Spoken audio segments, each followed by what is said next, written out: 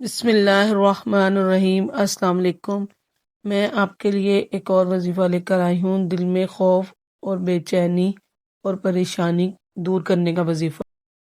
یہ ذکر انسان کو اندر سے اعتبار پیدا کرتا ہے اور اللہ پر بھروسہ مضبوط کر دیتا ہے اور دل کی دھڑکن کو نارمل کرنے میں مدد دیتا ہے۔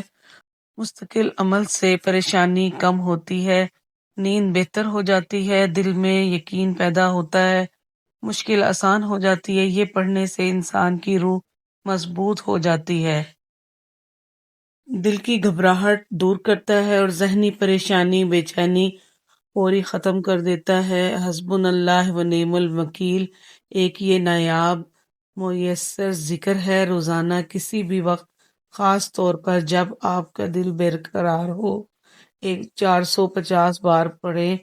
یہ کلمات پڑھنے سے آپ کی پریشانی دور ہوگی۔ اور ایک بار درود شریف پڑھ لیں۔ اس عمل کو شروع کرنے سے پہلے اول آخر درود شریف پڑھ لیں، بہت افضل ہے۔